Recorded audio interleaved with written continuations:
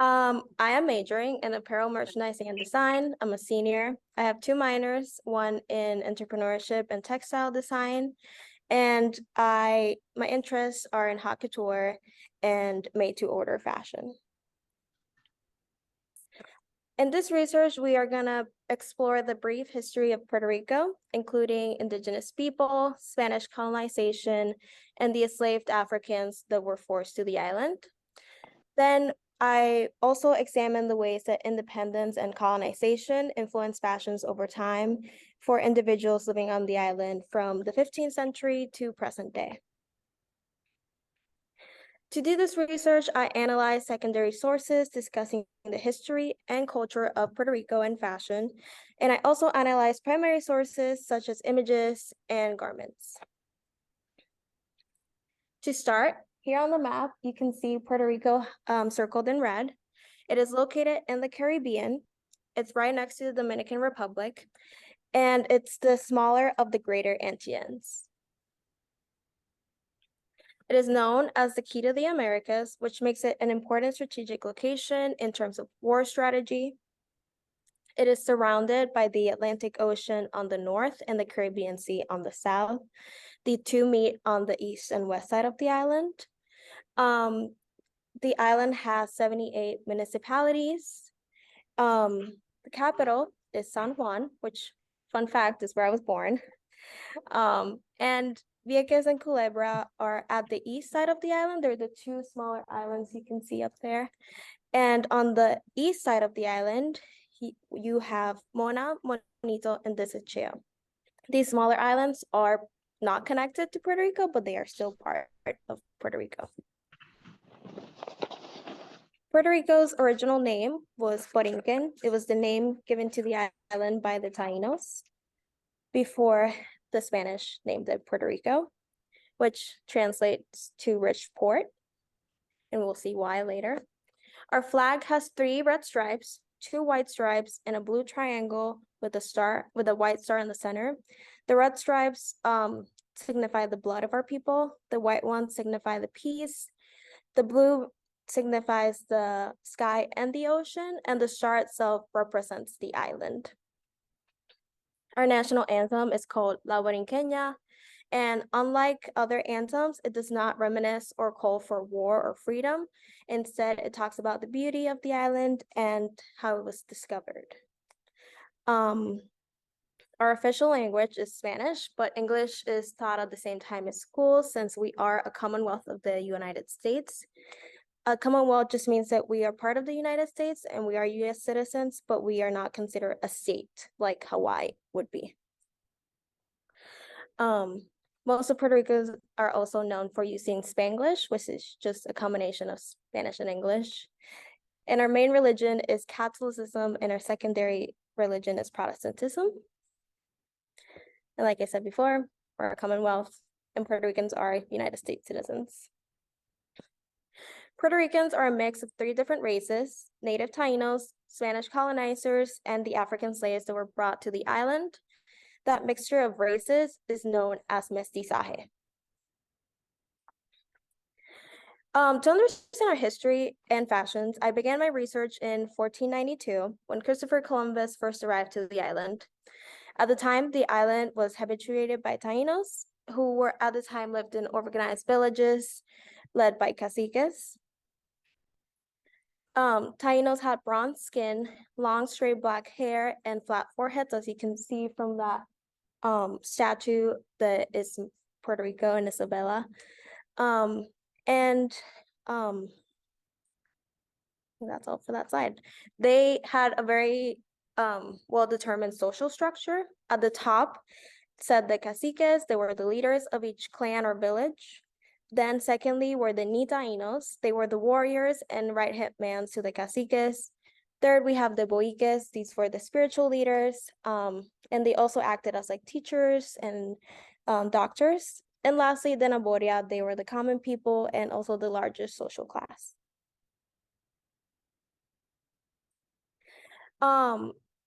So because Tainos believed in different gods, when they first encountered the Spanish, they thought the Spanish were gods because of the way their skin looked, their clothes, their language, and the machinery that they had, so like the big boats and all that stuff.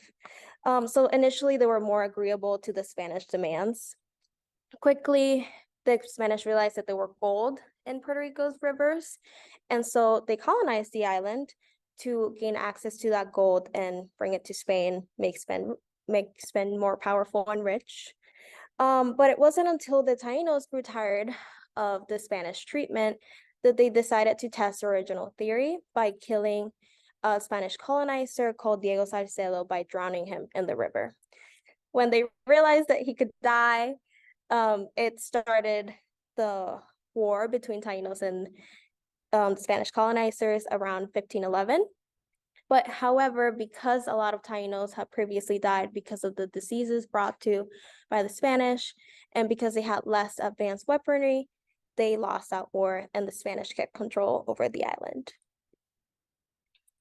Taínos didn't cover their bodies with traditional clothing unless they were married women. If they were married women, they would wear anagua, which there's an example of it right here. It was just a simple cotton slip that was worn around the waist to signify their marital status. But they would have adorned their bodies with body paint and necklaces that they would create from stones, natural sources that they would find on nature. Furthermore, caciques would wear a necklace, a medallion, with a symbol of the sun to signify their position as leader. Here we have Boriquén reeling ritual. So I'm guessing that person was sick and they were trying to heal him. That would have been what it kind of looked like. And here we have some Taino symbols, and these could be painted on their bodies or on rocks around their village. And on the top left, we have a sun. Below it, we have the moon. In the middle is a throne that the cacique would sit in. And on the top right, we have a coqui, which is a little frog that's native to Puerto Rico and it sings at night. And below it, we have a semi-taino, which is a god. Picture here are examples of Spanish fashions around 1850s, which later become influence Puerto Rican fashions with their bright colors and the tears in the skirt, and we're going to see more of that later. After much of the Taino population died, the Spanish needed more person power to dig the gold out of the rivers and to work the land. And because of this, the Spanish brought African slavers to the island, which resulted in Puerto Rican culture being deeply influenced by African culture. This includes music, instruments, and food. Here on the top corner, we can see examples of some of the instruments we have adopted from them. And picture here are African fashions that women and men wore while performing the traditional dance known as la bomba. This dance is an expression of culture, identity, and freedom. Before we go on to the video, I just want to say African slavers would work all day in the fields, and then at night they would dance la bomba, and it was kind of their way of expressing themselves and having some sort of sense of freedom and culture, which is why it's so important. Maria, I'm Matt. We are here in San Juan, Puerto Rico with its city's dance, and this is bomba. En la bomba tú haces el ritmo y entonces todo lo demás te sigue a ti.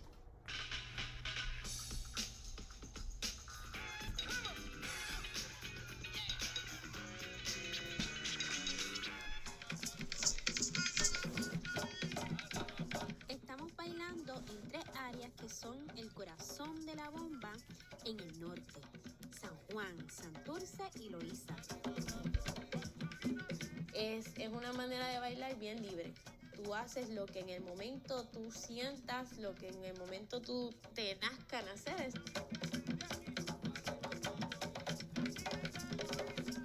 Me ha llevado a quererme, a respetarme, a valorarme.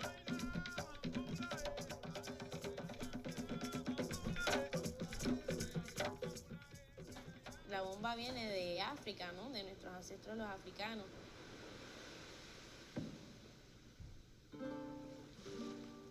siento honrada porque yo siento que yo estoy representando a mis antepasados, ¿entiendes? A mis ancestros. O sea, esa era la única forma de ellos expresarse.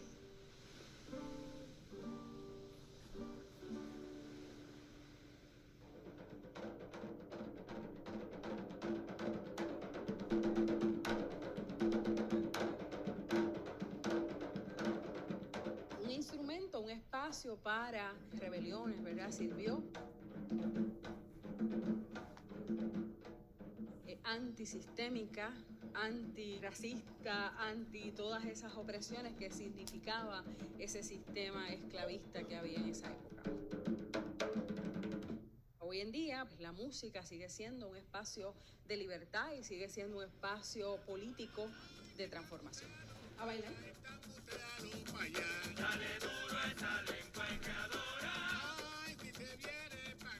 Me acuerdo que cuando mi mamá me puso esa ropa, yo me sentí que yo era el video.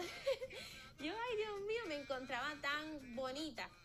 Wow, este es algo con lo que yo me puedo identificar, esto soy yo, esto es parte de mí.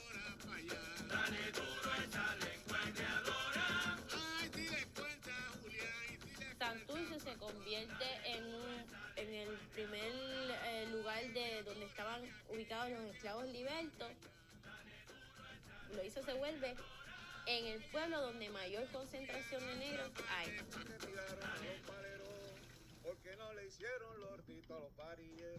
Esta cueva es una muy antigua y es uno de estos lugares a donde las personas escapadas de la esclavitud, como los cimarrones. Bailárselo pues me gusta también, pero me da mucha más alegría cuando estoy con mi hermana. Y qué alegría, ¿verdad? También estar juntas. La influencia taína la vemos en los términos como la maraca, el cuá. La maraca, el cuá mantienen el ritmo constante, igual que los tambores. Y el primo, ese es el que improvisa. Una comunicación entre bailador y tocador. La familia Cepeda fue una de las muchas familias que mantuvieron el baile y el legado vivo. El primer maestro que nosotros tuvimos fue don Rafael y doña Caridad. Fueron los primeros maestros que nosotros tuvimos, que nos enseñaron a cómo era esto.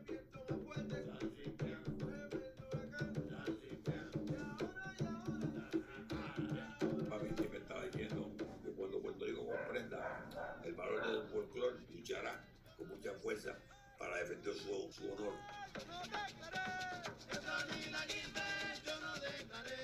Él siempre luchó mucho porque se reconociera esta música que era tan marginada y olvidada, porque es música de trata negra. Música negra, tú sabes, la música de abajo, de barrio.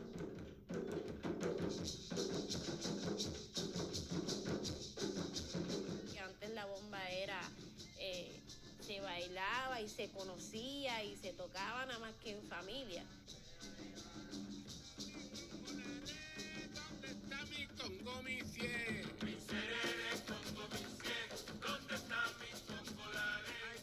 Ahora es que ha cogido un auge bastante grande. Te lo pueden bailar en la playa, como te lo pueden bailar en una tarima, te lo pueden bailar en una casa, donde sea. Pa' que lo bailes tú también. ¿Dónde está mi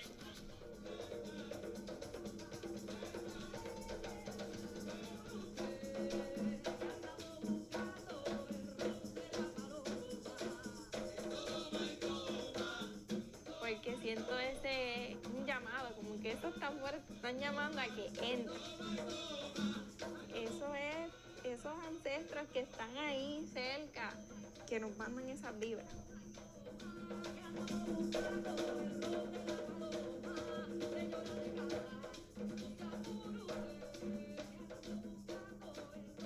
Llega alguna niña y me está mirando, ojalá y yo le logre inspirarla a que, caramba, busque de sus raíces.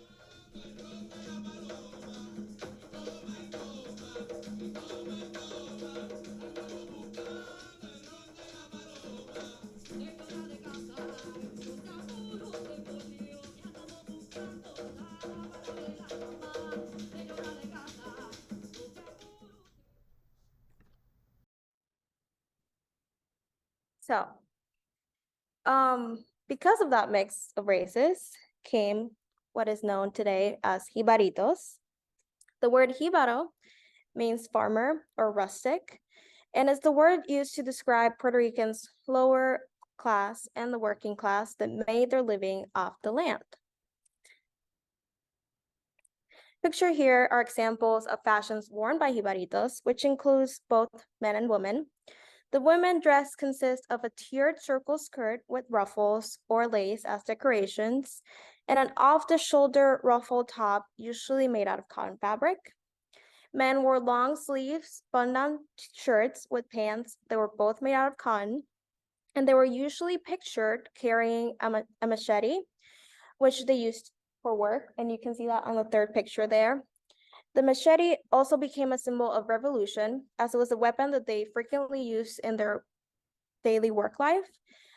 So when it came down to war, it was a weapon that they were comfortable with using, and just became a symbol of revolution. Women commonly wore flowers in their hair for decoration or had scarves to protect their hair. And nowadays, this type of fashion is mainly worn during national holidays, traditional dances like you saw, like festivals on the street. And even though they're not worn as often, they are now manufactured by larger corporations. So before, the waistband of the skirt was just a normal waistband, now it's elastic. And same with the neckline off the top, it is now made with elastic. On July of 1898, the U.S. invaded Puerto Rico and promised to liberate us from Spanish colonial rule. With their help, Puerto Rico managed to end the Spanish colonial rule. And on July 25 of 1952, we officially became a Commonwealth of the U.S., or Estado Libre Asociado, which is our official name. Today, Puerto Rican dress is heavily influenced by American culture. However, due to our climate and past cultural influences, there are some key differences. Colorful garments and lightweight fabrics are very common, and short and flowy silhouettes are preferred. Puerto Rico has a rich fashion history and is part of the contemporary industry. For example, Carlota Alfaro is a 90-year-old fashion designer. She is known as the Grand Dame of Puerto Rico, and her work consists of custom-made garments, and she now has her own fashion institute on the island where she teaches the next generations of designers. Here we have a picture from one of her latest shows that you can see some of the clothes that she makes. Additionally, San Juan Moda is a term used to describe Fashion Week in Puerto Rico. The event showcases many designers over the course of a week. And these designers showcase all styles of fashion, like ready-to-wear, high fashion, swimwear, children's wear, etc. Overall, there is a significant influence from multi-race identities on evolving historics and contemporary Puerto Rican fashions. The traditional fashions have evolved much over time, as you could see from that video and the pictures I showed here. And Puerto Rico is part of the modern fashion system. These are my references. Any questions?